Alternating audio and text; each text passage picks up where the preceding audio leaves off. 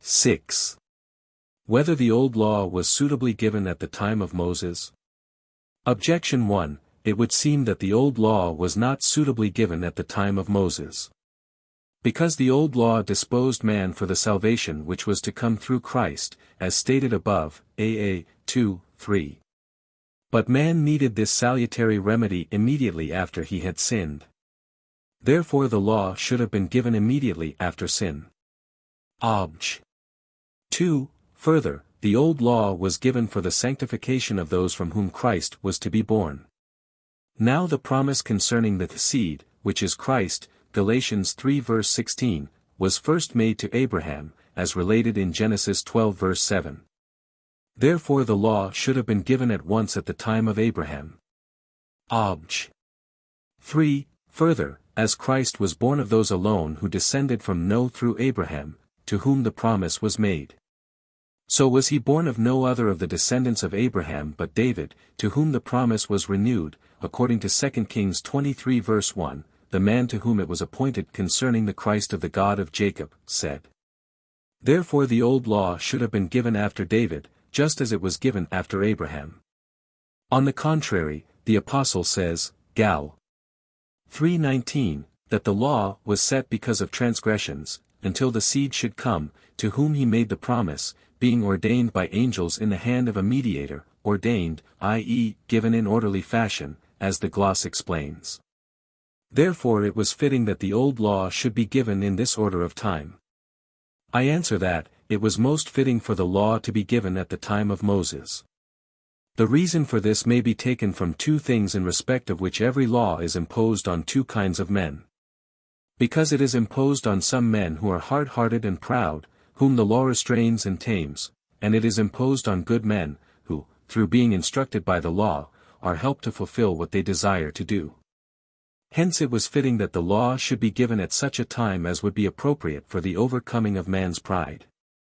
For man was proud of two things, viz. Of knowledge and of power.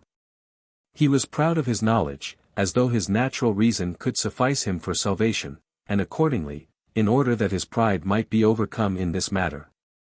Man was left to the guidance of his reason without the help of a written law, and man was able to learn from experience that his reason was deficient, since about the time of Abraham man had fallen headlong into idolatry and the most shameful vices. Wherefore, after those times, it was necessary for a written law to be given as a remedy for human ignorance, because, by the law is the knowledge of sin, Romans 3 verse 20. But, after man had been instructed by the law, his pride was convinced of his weakness, through his being unable to fulfill what he knew. Hence, as the Apostle concludes, Rom. 8:3, for, what the law could not do in that it was weak through the flesh, God sent, vulgar, sending, his own Son that the justification of the law might be fulfilled in us. With regard to good men, the law was given to them as a help, which was most needed by the people, at the time when the natural law began to be obscured on account of the exuberance of sin, for it was fitting that this help should be bestowed on men in an orderly manner, so that they might be led from imperfection to perfection. Wherefore it was becoming that the old law should be given between the law of nature and the law of grace. Reply Obj. 1. It was not fitting for the old law to be given at once after the sin of the first man, both because man was so confident in his own reason, that he did not acknowledge his need of the old law. Because as yet the dictate of the natural law was not darkened by habitual sinning. Reply Obj. 2. A law should not be given save to the people, since it is a general precept, as stated above, 90 Quetzales, AA 2:3. Wherefore at the time of Abraham God gave men certain familiar, and, as it were, household precepts, but when Abraham's descendants had multiplied, so as to form a people, and when they had been freed from slavery, it was fitting that they should be given a law. For, slaves are not that part of the people or state to which it is fitting for the law to be directed, as the philosopher says, Polit. 3:2-4-5. Reply Obj. 3. Since the law had to be given to the people, not only those, of whom Christ was born, received the law, but the whole people, who were marked with the seal of circumcision, which was the sign of the promise made to Abraham.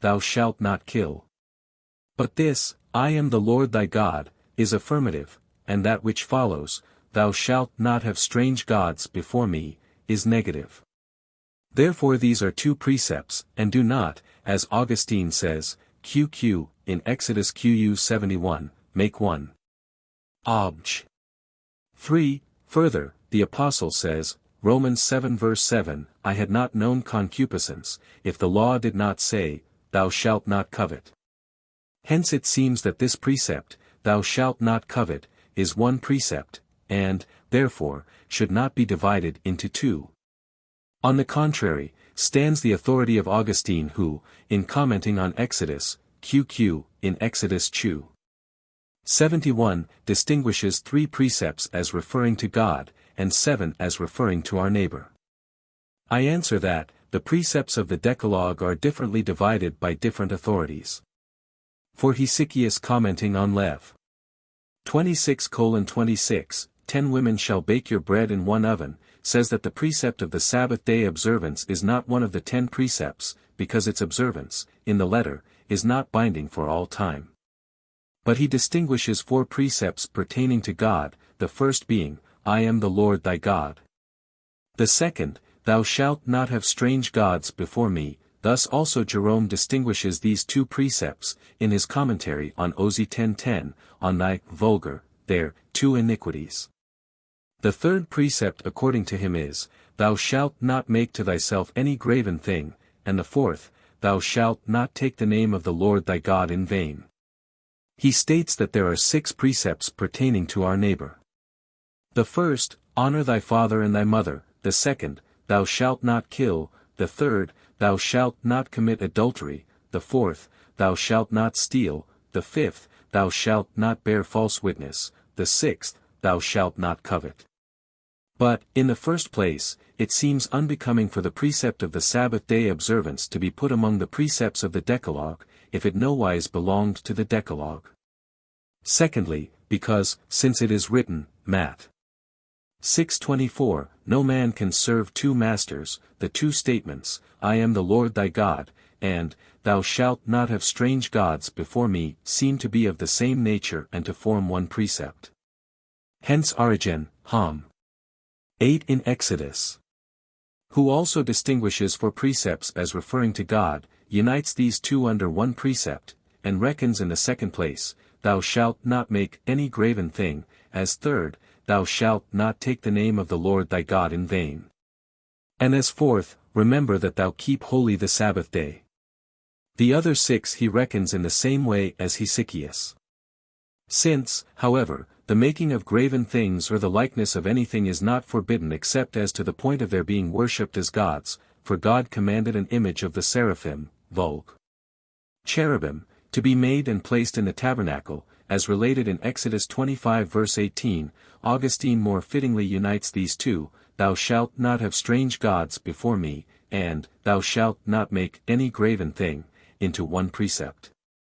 Likewise to covet another's wife, for the purpose of carnal knowledge, belongs to the concupiscence of the flesh, whereas, to covet other things, which are desired for the purpose of possession, belongs to the concupiscence of the eyes. Wherefore Augustine reckons as distinct precepts, that which forbids the coveting of another's goods, and that which prohibits the coveting of another's wife. Thus he distinguishes 3 precepts as referring to God, and 7 as referring to our neighbor. And this is better. Reply Obj. 1. Worship is merely a declaration of faith, wherefore the precepts about worship should not be reckoned as distinct from those about faith. Nevertheless precepts should be given about worship rather than about faith, because the precept about faith is presupposed to the precepts of the Decalogue, as is also the precept of charity.